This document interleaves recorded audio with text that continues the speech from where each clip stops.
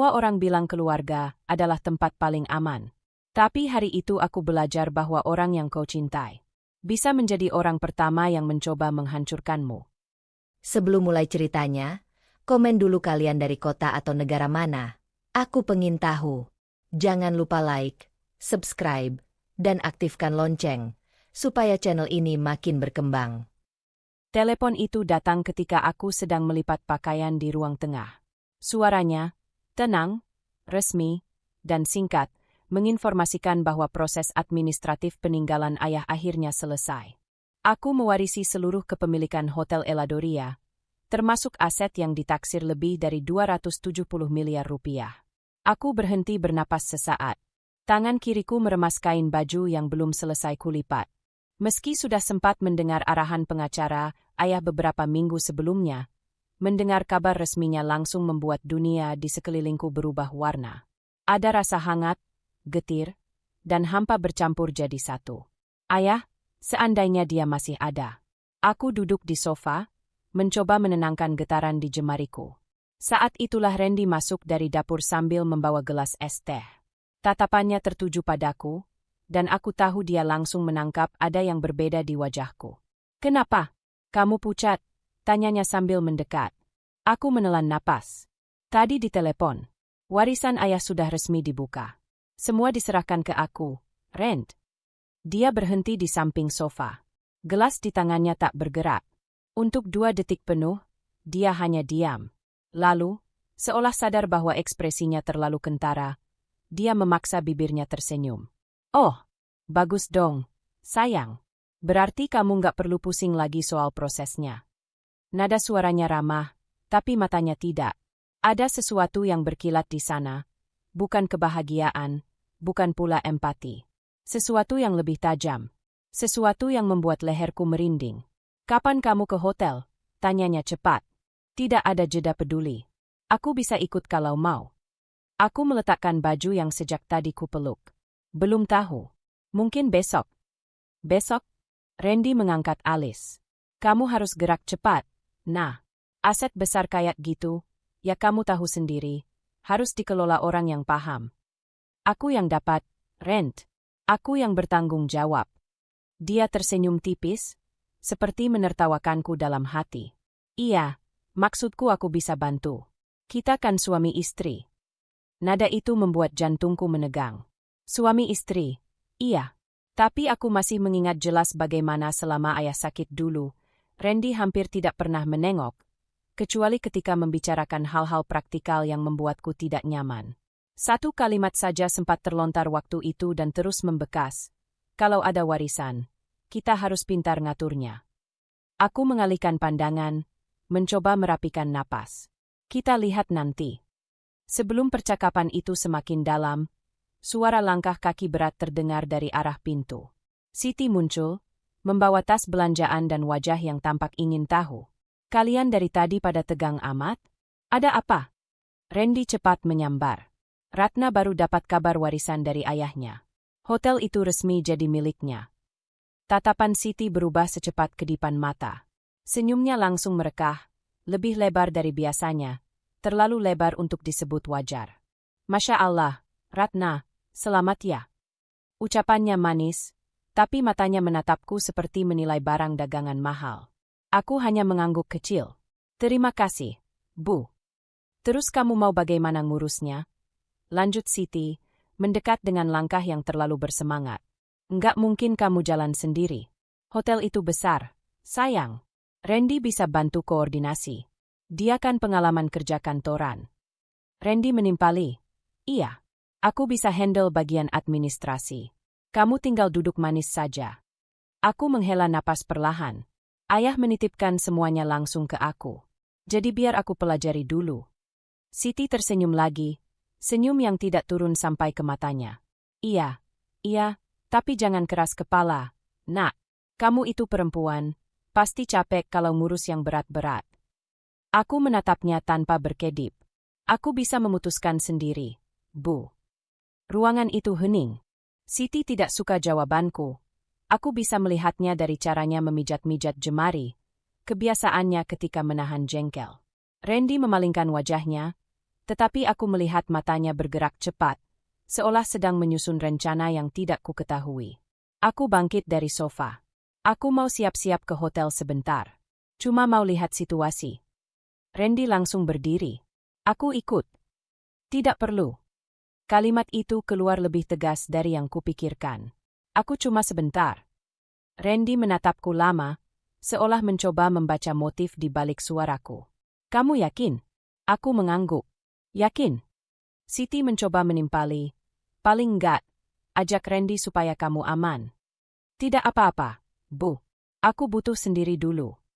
Aku mengambil kunci mobil dan berjalan tanpa menunggu respons mereka. Saat pintu tertutup di belakangku, sebuah ketegangan jatuh dari bahuku seperti beban yang baru kusadari beratnya. Di dalam mobil, aku duduk sejenak tanpa menyalakan mesin. Tanganku sedikit gemetar. Bukan karena warisan itu sendiri, tapi karena cara Randy dan Siti menatapku barusan. Ada perubahan yang tidak bisa kuabaikan. Ada rasa lapar di mata mereka. Ada rencana yang belum terucap. Aku menatap bayanganku di kaca depan. Ingat, Ratna, bisikku pada diri sendiri, ayah bukan meninggalkan harta. Dia meninggalkan tanggung jawab. Dadaku menghangat, sekaligus tercekat. Warisan itu bukan sekadar angka, dan apapun yang akan terjadi setelah ini, aku tahu hidupku tidak lagi sama. Saat akhirnya menyalakan mesin mobil, aku menarik napas panjang. Ada kecemasan menyelinap, tapi juga kekuatan yang perlahan muncul. Aku menggenggam setir lebih erat. Aku harus siap, pikirku.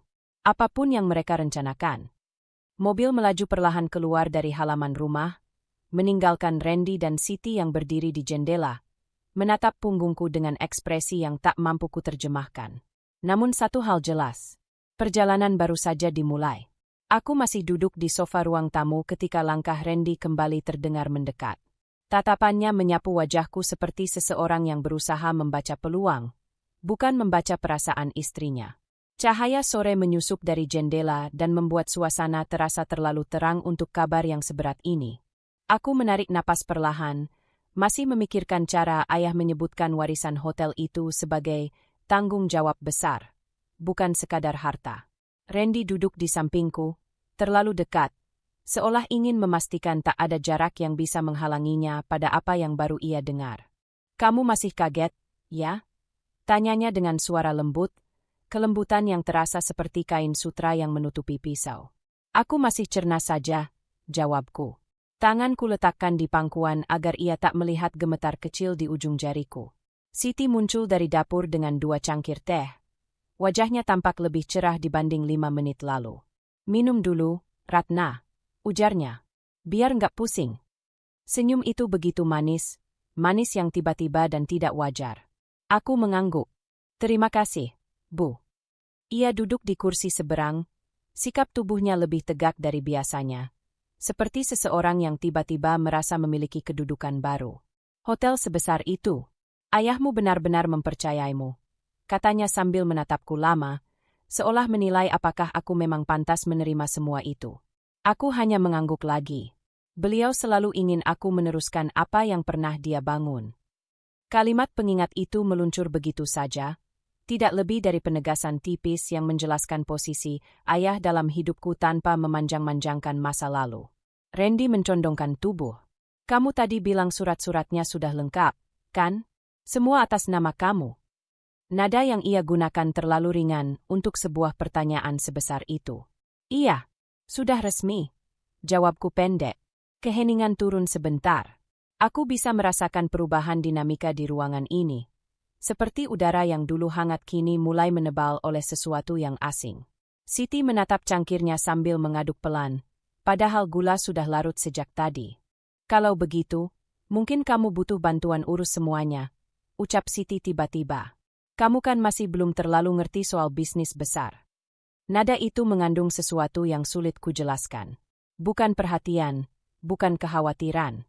Lebih seperti seseorang yang sedang membuka pintu kecil untuk masuk ke wilayah yang bukan miliknya. Masih belajar, kataku.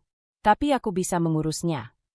Randy tertawa kecil, tawa yang tidak pernah muncul ketika aku sedang serius bicara, kecuali kalau ia ingin mengalihkan fokus. Sayang, ini hotel. bukan toko kelontong.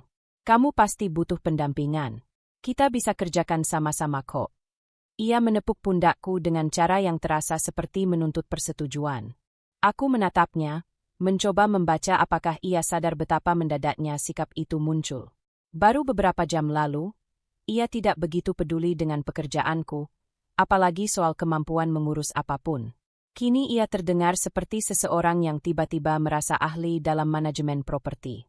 Kalau memang nanti aku perlu bantuan, aku bilang, ucapku hati-hati. Siti tersenyum lagi. Kami cuma ingin kamu nggak kewalahan. Lagian, kamu itu sekarang perempuan penting. Jangan sampai salah langkah. Kalimatnya diakhiri dengan tawa tipis yang tidak menyentuh matanya. Aku meneguk teh, berusaha menenangkan detak jantung. Suasana itu berubah terlalu cepat. Seperti ada tali halus tak terlihat yang mulai melilit pergelangan tanganku. Randy bangkit, berjalan ke rak kecil, dan mengambil map kosong. Ia membawanya kembali ke meja. Nanti mulai kita catat ya, apa saja aset hotelnya. Biar rapi. Biar aku bisa bantu cek. Kamu tinggal tanda tangan aja kalau ada apa-apa. Aku menatap map itu. Kosong. Seperti sesuatu yang disodorkan bukan karena dibutuhkan, tapi karena punya tujuan yang belum mereka sebutkan. Aku belum mau bahas detail apapun sekarang, kataku pelan namun tegas. Masih banyak hal yang harus kupahami dulu. Wajah Randy menegang sepersekian detik sebelum ia tersenyum lagi. Seolah ia sadar bahwa terlalu terlihat terburu-buru justru akan membuatku curiga. Iya, santai aja. Aku cuma mikir ke depan. Siti mengangguk, senyumnya tetap melekat. Kita keluarga, nak. Semua untuk kebaikan kamu. Aku membalas dengan anggukan kecil. Tapi kata, keluarga, itu terasa berbeda sekarang. Seperti label yang digunakan bukan untuk menunjukkan kedekatan, melainkan sebagai alasan untuk masuk lebih jauh ke wilayah pribadi.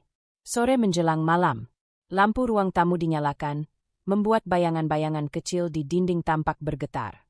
Randy dan Siti mulai membicarakan hal-hal lain, renovasi hotel, rencana pemasaran, hingga kemungkinan menaikkan harga kamar. Mereka berbicara seolah mereka pemiliknya. Seolah aku hanyalah pintu yang harus dibuka, bukan pemegang kunci. Aku hanya mendengarkan, tidak menentang, tidak menyetujui. Tapi di dalam hatiku, ada rasa dingin yang pelan-pelan merayap. Aku tidak ingin mengakuinya, tapi aku sudah tahu. Sesuatu di antara kami sudah berubah sejak warisan itu muncul. Ketika mereka akhirnya beranjak ke kamar masing-masing, aku tetap duduk di sofa. Ruangan yang tadinya terasa biasa saja kini tampak seperti panggung tempat sandiwara baru dimulai. Aku meremas jemariku, mencoba menenangkan gelombang kecil di dadaku. Senyum-senyum yang kuterima hari ini terasa seperti topeng yang terlalu rapat dipakai, hingga aku bisa melihat bagian tepinya terangkat. Ada sesuatu yang akan datang. Sesuatu yang mungkin lebih besar dari sekadar warisan. Dan aku bisa merasakannya, perlahan, seperti udara yang makin padat sebelum badai. Aku menatap pintu kamar yang baru saja tertutup, dan rasa gelisah itu semakin jelas. Senyum mereka hari ini, terlalu manis, terlalu cepat, terlalu palsu, menggema di kepalaku. Malam itu aku belum bisa tidur. Lampu kamarku padamkan, tapi pikiranku tetap menyalakan kembali semua percakapan sore tadi. Senyum palsu, map kosong, dan sikap Randy yang terlalu bersemangat seolah hotel itu sudah menjadi miliknya. Aku memutar tubuh di tempat tidur, namun rasa tidak nyaman itu masih menempel seperti bayangan yang enggan pergi. Sejak menerima warisan dari ayah, perubahan Randy terasa terlalu cepat, terlalu jelas. Itu saja sudah cukup membuatku waspada. Aku bangun dan berjalan pelan menuju ruang keluarga. Rumah terasa lebih dingin dari biasanya, padahal malam tidak begitu berangin. Mungkin karena pikiranku terus mengulang satu kalimat dari ayah. Harta besar bukan hanya amanah, tapi juga ujian. Waktu itu aku menganggapnya hanya pesan biasa. Tapi sekarang, kata-kata itu seperti lampu peringatan kecil di benakku. Saat aku tiba di ruang tengah, aku melihat sesuatu yang tak berada di tempatnya. Map coklat yang tadi sore Randy sodorkan, yang katanya untuk mencatat aset hotel, tergeletak di meja, sedikit terbuka. Randy biasanya sangat rapi dengan barang-barang seperti ini.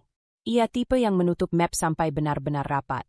Karena itu, Keteteran kecil di pinggir map itu terlihat aneh.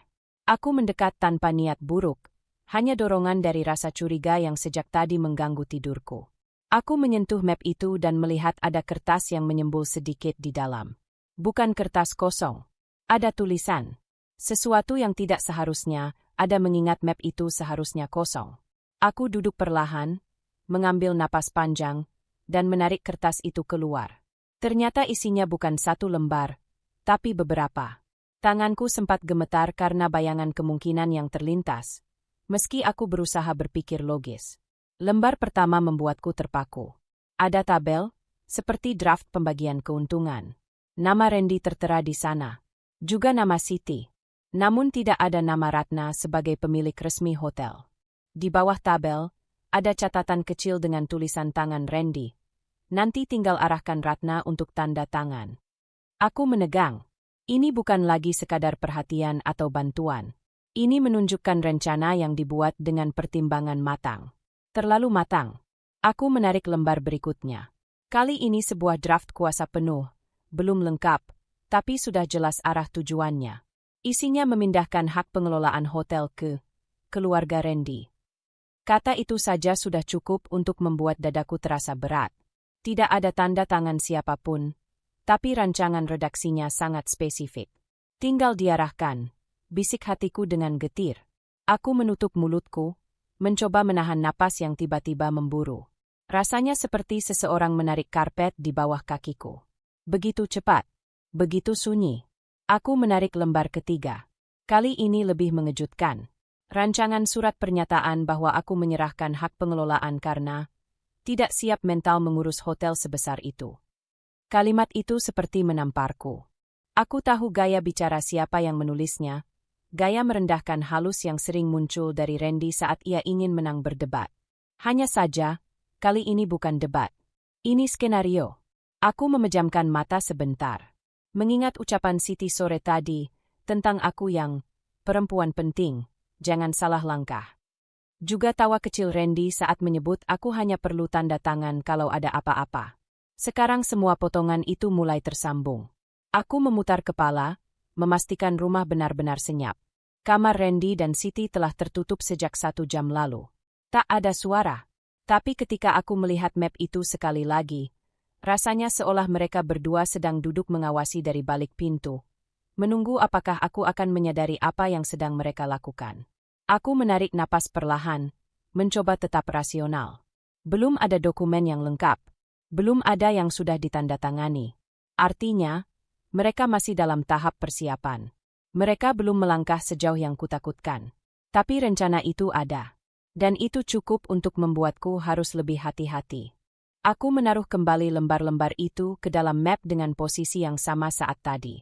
Aku menutup map dengan hati-hati, memastikan tidak ada yang berubah agar mereka tidak sadar aku telah melihatnya.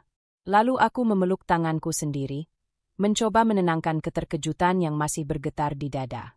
Saat kembali berdiri, sebuah pikiran lain muncul, lebih tajam dari sebelumnya. Jika mereka sudah merancang dokumen seperti ini, berarti mereka sudah membicarakannya. Mereka sudah duduk bersama, mungkin saat aku sedang mandi atau saat aku sedang menerima kabar telepon dari notaris. Mereka merencanakan, mendiskusikan, dan menyusun draft itu tanpa aku tahu apapun. Dan itu artinya, yang berubah bukan hanya sikap mereka. Yang berubah adalah niat mereka. Aku berjalan menuju dapur untuk minum. Tapi ketika memegang gelas, jariku masih gemetar. Tidak karena takut berlebihan, tapi karena kesadaran baru yang menggigit seperti udara dingin. Warisan ini bukan hanya membuat mereka berbeda. Warisan ini membuka pintu bagi ambisi yang selama ini mungkin tidak pernah terlihat. Atau mungkin selama ini aku tidak pernah cukup memperhatikan. Saat aku kembali ke kamar, aku berhenti di ambang pintu. Ada sesuatu yang menusuk dari kesunyian rumah ini. Bukan suara, bukan bayangan, tapi ancaman pertama. Bukan ancaman besar, bukan kekerasan, bukan teriakan. Justru sebaliknya, ancaman yang datang dalam bentuk kertas, tinta, dan rencana yang ditulis dengan huruf rapi. Aku tahu mulai malam ini, aku tidak bisa lagi menganggap semuanya baik-baik saja. Ada sesuatu yang sedang bergerak pelan, dan arahnya menuju hidupku. Pagi datang tanpa rasa tenang. Ketika membuka mata, pikiranku langsung kembali pada dokumen-dokumen yang kutemukan semalam, draft kuasa, catatan pembagian keuntungan, dan tulisan tangan Randy yang mengatakan, tinggal arahkan Ratna untuk tanda tangan. Dua kalimat itu terus mengiringi langkahku ke kamar mandi, mengingatkanku bahwa perubahan sikap mereka bukan hanya firasat. Aku duduk di tepi tempat tidur, memegang ponsel sambil menimbang langkah apa yang harus kuambil. Tidak mungkin aku membiarkan Randy dan Siti mengatur hidupku begitu saja. Ayah pasti ingin aku menjaga apa yang ia percayakan. Tapi aku tidak bisa melawan tanpa memahami hukum. Dan aku tidak boleh membuat gerakan yang membuat mereka curiga. Akhirnya aku membuka kontak lama yang tidak pernah kusentuh. Nomor pengacara yang dulu bekerja bersama ayah. Tidak pernah dekat denganku. Tapi ia tahu semua tentang legalitas hotel. Ia tidak perlu muncul sebagai tokoh dalam hidupku. Cukup menjadi sumber informasi. Aku menekan tombol panggil dengan jantung berdegup pelan. Selamat pagi. Jawab suara laki-laki parubaya itu setelah beberapa dering. Tidak ada nama, tidak perlu. Aku hanya berkata, saya Ratna, putri almarhum Pak Surya. Oh, ya, apa yang bisa saya bantu? Suaranya sopan, profesional. Aku menggenggam ponsel lebih erat. Saya menemukan beberapa draft dokumen yang mencurigakan. Mengenai hotel. Saya ingin tahu hal-hal apa saja yang harus saya waspadai sebagai pemilik resmi. Ia tidak bertanya macam-macam. Mungkin sudah terbiasa menghadapi situasi keluarga yang rumit. Baik, saya tidak bisa memberi saran spesifik tanpa melihat dokumen aslinya.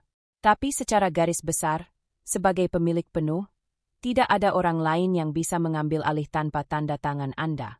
Apapun yang mengatasnamakan kuasa harus diberikan Anda sendiri. Tidak ada jalan pintas. Ucapannya membuatku sedikit lega, tapi tidak sepenuhnya. Aku bertanya lagi, kalau ada pihak keluarga yang mencoba mendorong saya banyak tanda tangan, yang isinya mungkin mengalihkan hak. Jangan menandatangani apapun tanpa saya lihat dulu. Jawabnya cepat. Dan pastikan Anda tahu setiap kalimat di dalamnya. Kalau ragu, tolak. Anda punya hak penuh. Aku menarik napas, merasa sedikit lebih kokoh. Baik, apa saya perlu melakukan sesuatu dari pihak saya? Ada satu langkah awal.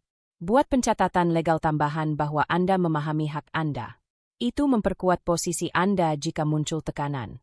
Tidak mengubah apapun secara struktural, tapi menegaskan bahwa Anda mengelola hotel secara sadar dan aktif. Aku mengangguk meski ia tidak bisa melihatnya. Saya mengerti.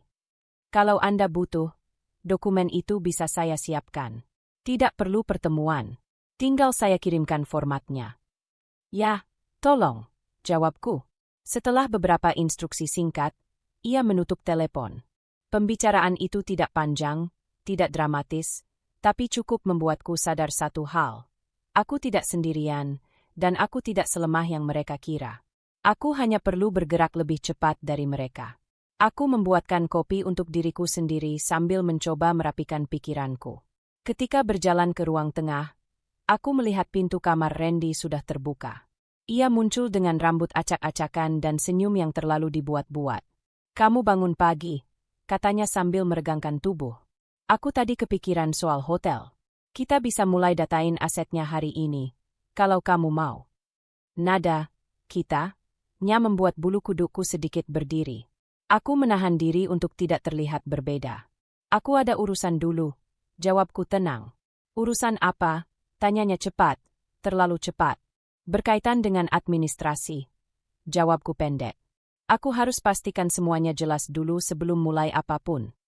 Ia terdiam sejenak. Wajahnya sekilas menunjukkan ketidaksukaan sebelum kembali tersenyum. Oke, tapi kasih kabar ya. Biar aku bisa bantu. Aku mengangguk dan berjalan melewatinya. Saat aku mengambil tas, aku merasakan tatapannya mengikuti gerakanku. Bukan tatapan suami yang peduli, tapi lebih seperti seseorang yang tidak ingin kehilangan kendali atas sesuatu yang sudah ia hitung sebagai miliknya. Siti menyusul muncul dari dapur dengan suara ceria yang terdengar paksa. Ratna mau pergi? Pagi-pagi sudah sibuk. Ya. Iya, Bu. Ada beberapa hal yang harus diselesaikan. Bagus itu. katanya sambil tersenyum manis. Kalau kamu bingung, Randy bisa antar. Kan urusannya banyak. Aku menggeleng. Tidak perlu. Aku bisa sendiri. Keduanya saling bertukar pandang, singkat tapi jelas. Ada ketegangan yang tidak mereka sembunyikan dengan baik. Dan untuk pertama kalinya, aku melihat sesuatu seperti kekecewaan kecil di mata Randy, seolah rencananya tertunda. Aku tidak menambah kata apapun. Aku keluar rumah dengan langkah mantap, membiarkan udara pagi menampar wajahku, dan membuat pikiranku lebih jernih. Suara burung dan lalu lintas jauh tidak mampu menghapus rasa terancam yang sejak semalam tidak pergi. Tetapi setidaknya sekarang aku tahu kemana harus bergerak. Beberapa menit kemudian, ponselku bergetar. Dokumen dari pengacara ayah sudah terkirim. Format yang sederhana, tapi penting. Pernyataan bahwa aku memahami seluruh hak dan keputusan pengelolaan hotel berada di tanganku sendiri. Aku membacanya perlahan. Setiap kalimat seperti menegaskan kembali diriku, meneguhkan garis batas antara hakku dan ambisi orang lain. Tanpa menunggu lama, aku langsung menandatanganinya secara digital lalu mengirimkannya kembali. Rasanya seperti menarik nafas panjang setelah lama menyelam. Aku berhenti di tepi trotoar, memejamkan mata sesaat. Bukan untuk meratapi keadaan, tapi untuk mengukuhkan keputusan baru dalam diriku. Malam tadi aku takut. Tapi pagi ini, aku mulai melangkah. Mungkin kecil, mungkin belum cukup untuk menghentikan apapun. Namun langkah pertahanan pertama ini adalah tanda bahwa aku tidak akan membiarkan siapapun mengambil milik ayah atau hidupku. Dan untuk pertama kalinya sejak menerima kabar warisan itu, aku merasa sedikit lebih kuat daripada ketakutan yang ingin mengurungku. Tekanan itu mulai terasa sejak pagi. Aku baru saja meletakkan tas di meja ketika Randy muncul dari kamar. Rambut sudah tersisir rapi, kemeja polos, dan wajah yang terlalu siap untuk sebuah hari yang belum dimulai. Senyumnya kecil, tapi matanya tidak tersenyum. Kamu udah selesai urusan administrasinya, kan? Tanyanya langsung, tanpa basa-basi. Aku menatapnya sebentar. Sudah ada beberapa langkah awal. Jawaban itu kuberi tanpa menjelaskan apapun. 2 kalimat itu cukup sebagai pengingat untuk diriku. Aku sudah mulai melindungi diriku, dan mereka tidak boleh tahu detailnya. Siti keluar dari dapur membawa piring berisi roti. Bagus kalau sudah beres, katanya sambil menaruh piring di meja. Soalnya ada yang perlu kamu tanda tangani. Biar semuanya lancar. Nada suaranya dibuat terdengar ringan, namun rasanya seperti perangkap yang diselimuti gula. Apa yang perlu aku tanda tangani? Tanyaku tenang. Randy mengambil map yang sama dengan dokumen mencurigakan semalam, tapi kini terlihat lebih penuh. Ini cuma pernyataan singkat bahwa kamu setuju dibantu pengelolaannya. Biar kalau nanti ada apa-apa, semua jelas. Map itu disodorkan ke arahku. Tangannya mantap, seolah yakin aku akan menerimanya begitu saja. Aku tidak menyentuhnya. Boleh aku baca dulu? Tentu. Randy tersenyum. Tapi nggak panjang kok. 1 halaman aja. Formalitas. Aku tahu cara Randy berbicara ketika dia menyembunyikan sesuatu. Terlalu lancar, terlalu cepat, terlalu berlebihan dalam menenangkan. Aku menarik napas, lalu mengambil map itu perlahan. Siti duduk, memperhatikanku dengan tatapan yang tidak bisa kubaca penuh. Tapi jelas bukan tatapan ibu mertua yang santai. Aku membuka halaman pertama. Benar, hanya 1 lembar. Tapi isinya bukan formalitas. Isinya justru memberi Randy hak bertindak atas nama, keluarga, jika aku dianggap tidak mampu mengurus manajemen besar. Kata keluarga itu membuat dadaku mengeras. Mereka benar-benar ingin membuat celah kecil untuk mengambil alih. Aku menutup map itu tanpa ekspresi. Ada yang aneh? Tanya Siti dengan suara lembut. Tapi aku bisa mendengar ketegangan di dalamnya. Ini terlalu luas. Jawabku. Luas bagaimana? Randy mendekat. Itu cuma supaya kamu nggak perlu ribet. Kamu kan bilang butuh waktu belajar. Itu kalimat yang ia gunakan malam itu. Pengingat samar yang kembali menohok. Mereka sudah mempersiapkan semuanya dengan pola yang sama. Aku tidak bilang aku tidak bisa. Suaraku tenang, tapi hatiku berdebar. Randy tertawa kecil, tawa yang tidak pernah benar-benar lucu. Sayang, kamu itu nggak terbiasa urus bisnis. Aku cuma bantu. Kita ini tim. Tim. Kata yang bagus jika niatnya baik. Tapi kali ini rasanya seperti tali yang ingin mengikat. Setidaknya, baca dulu baik-baik. Siti menimpali. Jangan curiga sama keluarga sendiri. Ada tekanan terselubung yang membuat ruangan terasa lebih sempit. Aku membuka map itu lagi, membacanya lebih lambat. Setiap kalimat disusun dengan nada manis tapi berbahaya. Tidak ada klausul eksplisit yang mencurigakan, tapi cukup samar untuk memberi celah jika nanti diputarbalikkan. Ini perlu aku bawa dulu, kataku. Randy langsung menggeleng. Nggak usah dibawa. Tanda tangan aja sekarang, biar selesai. Kamu kan bisa baca di sini. Suaranya berubah. Masih lembut, tapi kini terdengar perintah, bukan tawaran. Kalau kamu bawa keluar, nanti malah bingung sendiri. Tambah Siti. Tanyakan ke kami saja kalau ada yang kurang jelas. Itulah jebakannya. Mereka ingin aku tetap dalam lingkaran pengawasan. Aku menutup map itu dan meletakkannya di meja. Aku tetap harus mempelajarinya. Randy menatapku lama. Ada sesuatu yang berubah di wajahnya. Ketidaksabaran yang selama ini ia sembunyikan mulai muncul ke permukaan. Ratna, katanya perlahan, kamu harus percaya sama kami. Aku percaya, jawabku. Tapi bukan berarti aku menandatangani sesuatu tanpa memahami konsekuensinya. Kamu lebay banget, desisnya, senyum tipis menghilang. Ini cuma kertas biasa. Kalau cuma kertas biasa, kenapa kamu memaksa aku tanda tangan sekarang? Tanyaku balik. Keheningan turun. Siti langsung berdiri, mendekat, dan menempatkan diri di samping Randy seperti penguat. Kami melakukan ini demi kamu, katanya. Biar kamu nggak salah jalan. Kamu itu perempuan. Tekanan bisnis besar bisa bikin stres. Kita cuma mau jagain kamu. Kata, perempuan, itu menamparku. Nada merendahkan itu benar-benar keluar. Aku tidak perlu dijagain dengan cara seperti ini, jawabku perlahan. Randy menggeser map lebih dekat kepadaku. Tanda tangan. Itu bukan lagi ajakan. Itu perintah yang telanjang. Dadaku mengeras. Tangan dingin. Tapi pikiranku justru terasa sangat jernih. Semua kecurigaan kemarin, semua dokumen yang kulihat, semua ekspresi yang berubah sejak kabar warisan itu. Sekarang semuanya berkumpul menjadi satu kesimpulan. Ada garis yang harus kutarik hari ini. Tidak, kataku. Bukan pelan. Tidak gemetar. Tidak menunduk. Siti terbelalak. Randy terpaku seperti tidak percaya aku berani menolak. Aku melanjutkan. Aku tidak akan menandatangani apapun tanpa analisa. Kalau kalian benar-benar ingin membantu, kalian tidak perlu memaksa. Randy mengepal tangan, tapi ia mencoba menahan diri. Ratna, jangan bikin ribut. Aku tidak bikin ribut, ucapku tegas. Aku hanya menjaga hakku. Keheningan yang turun kali ini lebih berat. Mereka tidak menyangka penolakanku akan seterang ini. Tidak setajam ini. Dan aku sadar, tepat di detik itu, bahwa keputusan ini mungkin akan membuka babak baru dalam pertarungan halus yang sedang berlangsung. Tapi itu tidak membuatku mundur. Untuk pertama kalinya, aku berdiri bukan sekadar bertahan. Aku menolak. Dan kali ini, mereka mendengarnya jelas. Tatapan Randy masih menusuk ke arahku, seolah ia tak bisa menerima bahwa aku, untuk pertama kalinya, berani berkata tidak. Suasana ruang tengah yang tadi hening kini terasa sempit, panas, dan penuh energi yang mendorongku pergi.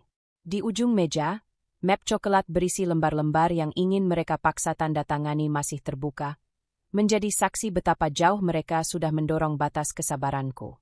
Aku nggak ngerti kenapa kamu keras kepala begini. Nah, Randy akhirnya berkata, nadanya rendah tapi terisi kemarahan yang ditahan. Tanda tangan itu cuma formalitas. Kamu bikin semuanya ribet. Formalitas? Kata itu masih menamparku, mengingatkan bagaimana beberapa hari terakhir ia dan Siti mencoba mengurungku dalam penjelasan yang memelintir logika. Aku hanya jaga hakku. Aku menjaga warisan ayah, bisikku dalam hati, satu-satunya pengingat yang menahan aku agar tidak goyah. Siti menimpali, lebih tajam. Kamu itu nggak tahu dunia bisnis, Ratna. Kalau kamu telat tanda tangan, operasional hotel ayahmu bisa kacau. Kamu mau hotel itu bangkrut gara-gara kamu terlalu sensitif. Aku menghembuskan napas panjang. Aku bukan sensitif. Aku hanya butuh waktu. Dan aku nggak mau tanda tangan apapun tanpa tahu isi lengkapnya. Ada jeda.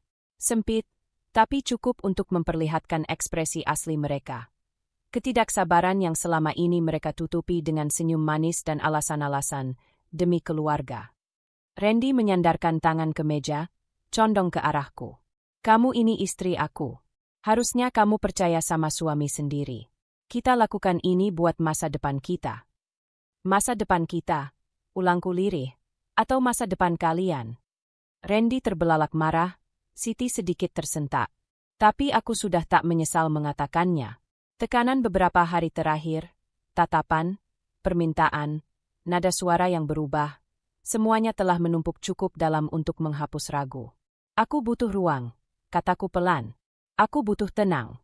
Kalian terus menekan aku, dan aku nggak bisa mikir jernih. Randy menertawakan pendek.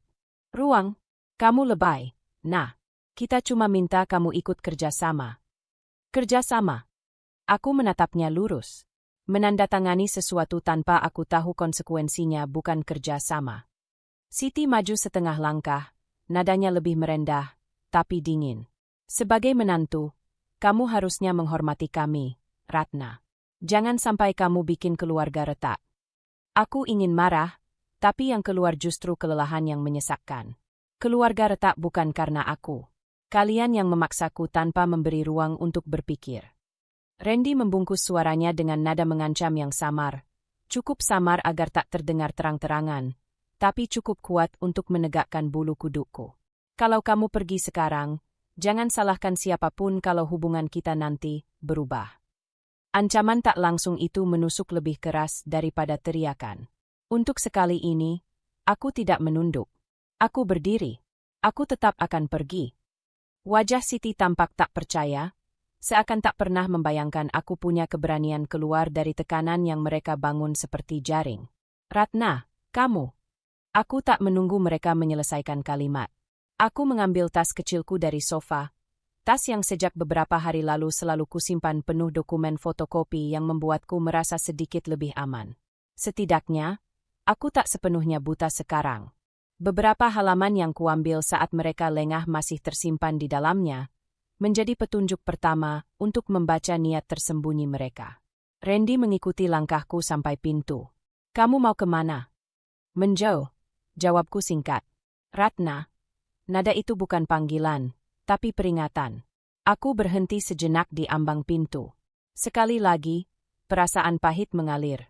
Rumah ini seharusnya tempatku pulang, tapi sekarang hanya membuat napasku pendek.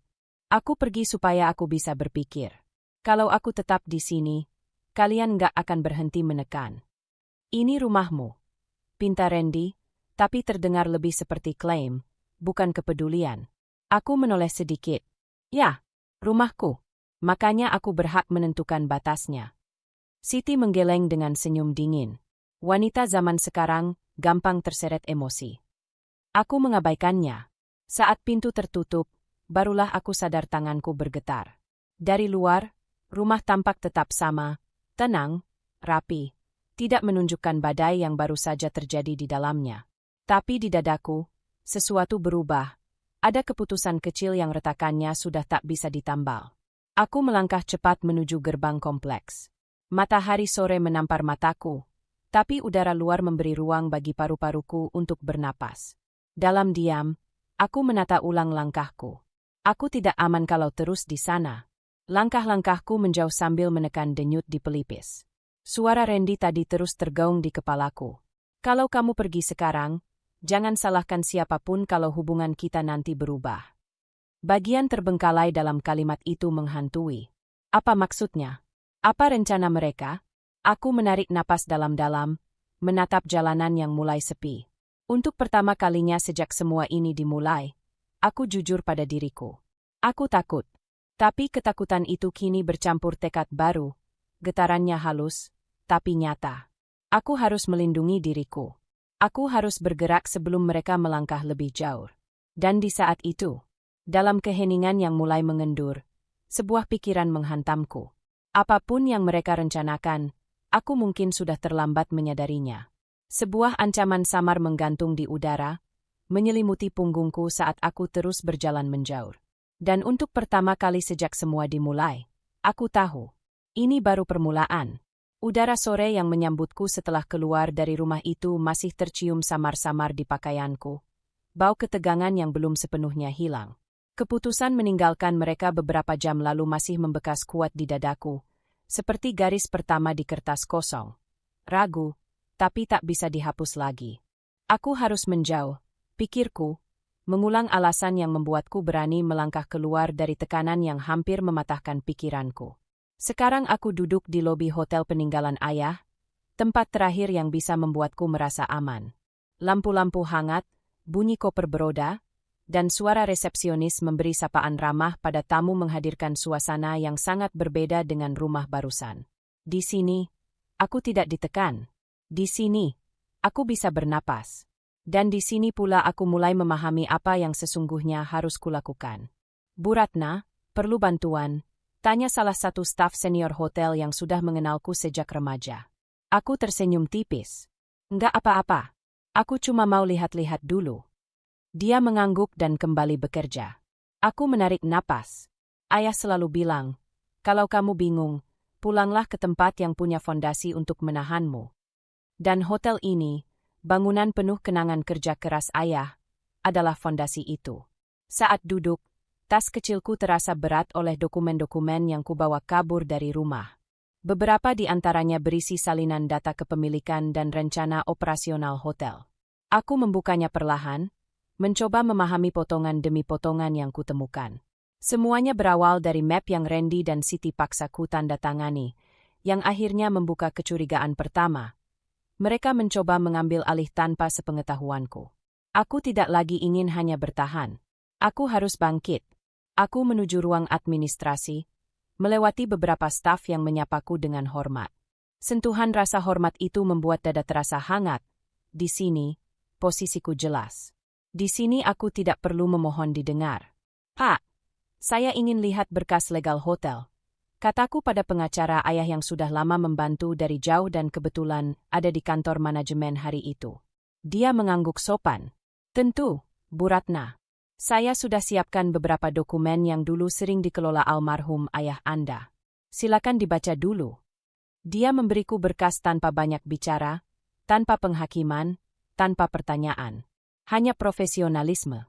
Itu saja sudah membuatku hampir ingin menangis lega. Aku duduk dan mulai memeriksa lembar demi lembar. Keringat dingin mengalir halus di tengkukku saat menyadari betapa rapuh posisiku jika aku tetap percaya buta. Kalau tadi aku tanda tangan, semuanya bisa hilang. Pikiran itu menonjokku keras, tapi juga memberi kekuatan baru. Bu Ratna, mau saya jelaskan bagian mana dulu? Tanya pengacara ayah. Aku menggeleng. Saya mau belajar. Biar saya baca pelan-pelan dulu. Dia tersenyum kecil. Ayah Anda pasti bangga melihat Anda mulai terlibat. Kalimat itu menghentikan napasku sementara. Ya, ayah pasti ingin aku melindungi apa yang ditinggalkannya dengan cara terhormat, bukan terjebak dalam manipulasi yang hampir merenggut kendaliku sendiri. Selama beberapa jam aku membaca, mencatat, dan bertanya. Dan sesuatu dalam diriku mulai berubah. Dulu, aku selalu berpikir mengurus hotel adalah urusan Randy karena dia lebih mengerti. Tapi sekarang aku tahu, itu hanya persepsi yang disuntikkan pelan-pelan agar aku melepaskan kendali. Ketika malam mendekati pukul 9, aku bangkit dari kursi. Ada rasa pegal, tapi juga terang. Untuk pertama kalinya sejak semua terjadi, kepalaku terasa jernih. Aku menatap layar komputer berisi laporan, angka-angka yang dulu membingungkan, kini mulai kupahami. Ini bukan sekadar hotel. Ini kehormatanku. Ini warisan ayah. Ini hakku. Aku menutup laptop dengan mantap. Pak, saya mau minta satu hal. Apa itu? Tolong siapkan langkah untuk memperkuat semua dokumen kepemilikan. Saya nggak mau ada celah sedikit pun. Dan mulai besok, saya mau belajar urus semuanya. Pengacara ayah mengangguk seperti sudah menunggu kata-kata itu lama sekali. Baik, Bu Ratna. Kita bisa mulai dari audit internal dan pembekuan beberapa akses operasional sementara. Pembekuan akses. Kata itu berdenyut begitu kuat dalam pikiranku. Tiba-tiba aku tahu. Randy dan Siti tidak boleh punya celah lagi untuk bermain dari belakang. Lakukan, kataku tegas. Semua proses itu akan memakan waktu, tapi malam itu, di ruangan kantor hotel yang sunyi, aku merasa lebih kuat dari sebelumnya. Aku pulang ke kamar hotel yang sengaja kupilih untuk menginap malam ini. Setelah mandi, aku duduk di tepi ranjang, memandang keluar jendela ke arah lampu kota. Aku belajar bangkit, gumamku dalam hati. Dan rasanya, benar. Ponselku tiba-tiba bergetar di meja. Nama Randy muncul berkali-kali di layar, panggilan masuk. Lalu pesan. Lalu panggilan lagi. Aku tidak menjawab. Beberapa menit kemudian, pesan baru muncul, kali ini dari Siti. Ratna, kamu di mana? Kamu nggak boleh bikin keputusan sendiri. Kita harus bicara sekarang. Ini penting. Nada panik itu jelas. Sangat jelas. Seolah mereka baru menyadari sesuatu berubah, bahwa kendali yang selama ini mereka pegang mulai lepas. Aku menatap layar 3 detik, lalu mematikannya. Untuk pertama kalinya, aku tidak takut pada kepanikan mereka. Karena justru itulah tanda bahwa langkahku sudah benar. Pagi itu aku bangun lebih cepat dari biasanya. Tidak ada dering alarm, tidak ada panggilan dari Randy atau pesan bernada menekan dari Siti. Ketenangan yang terlalu sunyi justru membuatku semakin waspada. Malam sebelumnya, kepanikan mereka terasa jelas dari pesan-pesan yang masuk. Dan kalau mereka panik, artinya ada sesuatu yang sangat ingin mereka sembunyikan. Aku merapikan rambut, mengenakan kemeja kerja ayah yang dulu sering kupakai hanya untuk tidur, lalu keluar kamar dengan langkah pasti. Di lobi hotel, suasana masih sepi. Hanya beberapa staf yang menyiapkan meja resepsionis untuk pergantian shift. Aku mengangguk singkat dan langsung menuju ruang administrasi yang kemarin kutinggalkan dalam keadaan penuh dokumen. Pengacara ayah sudah menungguku di depan meja. Pagi, Bu Ratna. Saya sudah siapkan file yang kemarin Ibu minta pelajari lebih dalam. Aku menarik kursi dan duduk. Hari ini saya mau lihat apa saja akses operasional yang pernah Randy pegang. Dia mengeluarkan sebuah map tebal. Sebagian akses sudah kami nonaktifkan tadi malam. Tapi ada beberapa arsip yang perlu Ibu lihat sendiri. Tanganku sedikit bergetar saat membuka lembaran pertama. Bukan karena takut, tapi karena intuisi yang sejak kemarin malam mendesak kuat bahwa ada sesuatu yang besar yang belum kusadari. Dan ketika mataku mencapai halaman ketiga, rasa itu semakin menegas. Ada sebuah dokumen penawaran. Lalu dokumen appraisal nilai hotel. Dan yang paling membuat tubuhku menegang, proposal penjualan. Tanggalnya baru 2 minggu lalu. Nama yang tertera di bagian pengaju, Randy. Aku menelan ludah. Ini, dia mau jual hotel ini, bisikku. Pengacara ayah mengangguk pelan. Dokumennya tidak lengkap karena tidak pernah diajukan resmi. Tapi indikasinya jelas. Bu, seseorang sudah menyiapkan langkah awal. Aku menatap berkas itu lama. Selama ini, aku hanya berpikir mereka ingin mengambil alih kendali. Tapi menjual? Sampai sejauh itu, bibirku mengering. Ingatanku kembali pada cara Randy memaksaku tanda tangan beberapa hari lalu. Kalau aku tanda tangan waktu itu, aku menutup mata sesaat. Hotel ini sudah tidak akan ada dalam hidupku. Dalam sejarah keluarga ayah. Ada dokumen lain, tanyaku. Suaraku lebih datar dari yang kubayangkan. Pengacara ayah menarik tumpukan kedua. Ini laporan transaksi yang dicurigai. Ada upaya memindahkan dana operasional ke akun sementara. Tidak besar, tapi cukup untuk menandakan adanya aktivitas persiapan. Aku memeriksanya satu-satu, jantungku berdegup keras namun tetap terkendali. Semakin banyak halaman kulihat, semakin jelas motifnya. Randy ingin menjual hotel pada pihak ketiga, mungkin untuk melunasi sesuatu yang tidak kuketahui, mungkin untuk kepentingan Siti, mungkin untuk kerakusan murni. Apapun alasannya, fakta ini sudah cukup untuk mengikis sisa keraguanku. Aku harus bertindak cepat, gumamku. Pengacara ayah menatapku seakan memastikan aku siap melangkah sejauh ini. Apa langkah yang Ibu inginkan hari ini? Aku berdiri dari kursi tanpa ragu. Saya mau selesaikan penyelidikan sendiri dulu. Saya ingin lihat arsip digital. Setelah itu baru kita ambil tindakan. Dengan izin darinya, aku memasuki ruang arsip. Lampu putih dingin menerangi ruangan yang penuh kabinet dan rak logam. Komputer kantor menyala, menampilkan folder-folder yang selama ini tidak pernah kusentuh. Aku menarik napas panjang, duduk, dan mulai membuka satu demi satu. Folder transaksi, folder rencana kerja, folder administrasi, folder yang dilabeli internal. Saat membuka folder internal, aku menemukan file bernama draft pelepasan aset. Aku klik. Sebuah dokumen panjang terbuka. Helaan napasku tertahan. Randy sudah menyiapkan draft perjanjian pelepasan hak milikku. Namaku tercantum jelas sebagai pihak yang menyetujui secara sadar. Draft itu hanya menunggu tanda tanganku untuk menjadi nyata. Tanganku mengepal pelan. Jadi selama ini bukan hanya manipulasi, tapi rencana penuh. Ada catatan kecil di bagian bawah. Untuk finalisasi, minta Siti pastikan Ratna dalam kondisi setuju. Jangan sampai ada saksi luar. Dadaku terasa panas. Selama ini mereka bukan hanya menekanku. Mereka mengatur. Mengatur emosiku. Mengatur situasiku. Mengatur reaksiku. Tapi aku tidak sedang menghadapi mereka dengan ketidaktahuan lagi. Aku menutup file dan bangkit dari kursi. Kakiku melangkah ke ruang pengacara ayah dengan tenang, tapi pikiranku sudah bergerak 1000 langkah ke depan. Pak, ucapku begitu masuk. Saya sudah lihat semuanya. Dia mengangguk seakan sudah menduga reaksiku. Apa keputusan Anda? Aku menarik napas, tidak gemetar, tidak ragu. Kita mulai pembekuan aset hari ini. Semua akses harus dialihkan sepenuhnya ke saya. Tidak boleh ada satu celah pun. Baik. Dia mengambil beberapa dokumen, bersiap mengeksekusi langkah itu. Tapi aku menambahkan, dan saya mau prosesnya cepat. Selesai sebelum mereka sempat bergerak. Bisa dilakukan.